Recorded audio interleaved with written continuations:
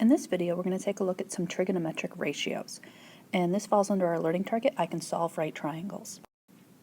There are three different trig ratios that exist within right triangles. They're sine, cosine, and tangent. You'll see the sin, cos, and tan buttons on your calculator. It has been discovered that the sine, cosine, and tangent ratios for any specified angle is always going to be the same. So we're going to talk about an angle, and we'll denote that as theta. It's a Greek letter. And the sine of theta is always going to be equal to the opposite side length of our triangle over the hypotenuse. The cosine of theta is always equal to the adjacent side length over our hypotenuse.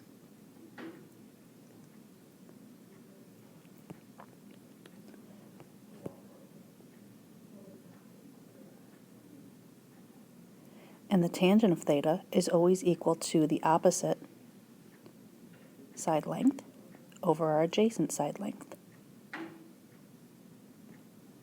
An easy way to remember this is with the acronym SO, CA, TOA. The sine of an angle is equal to the opposite over the hypotenuse. The cosine of an angle is equal to the adjacent over the hypotenuse, and the tangent of an angle is equal to the opposite side over the adjacent side. Looking at right triangle, here's how we're going to label some things. So let's say that we are trying to solve for angle A, and we're going to denote that angle A is our specified angle by putting a theta in its position. Hypotenuse side is never going to change. It's always the side across from the 90-degree angle. Here's our hypotenuse. The side across from theta, that's our opposite side. And the side next to theta, that's our adjacent side. Okay, so these are the side lengths that we're going to be using when we plug in for SO, CA, and TOA.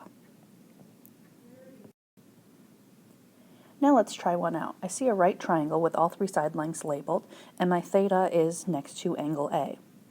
Looking at this diagram, my hypotenuse is the 5 centimeter side.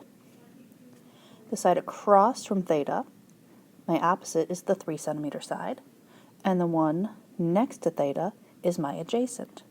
Okay, we're going to keep in mind SO, CA, TOA as we write out these ratios. So the sine of theta is equal to the opposite over hypotenuse. Opposite is 3, hypotenuse is 5. So the ratio is going to be 3 over 5. Okay, dealing with cosine, I'm dealing with my adjacent over hypotenuse. So 4 over 5.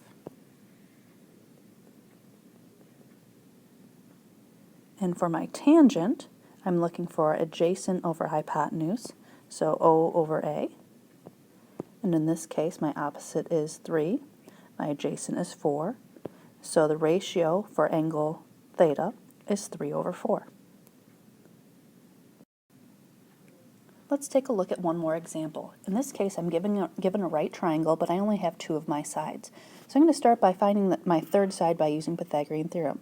So a squared plus b squared equals c squared, because I need to know all three side lengths in order to write my ratio.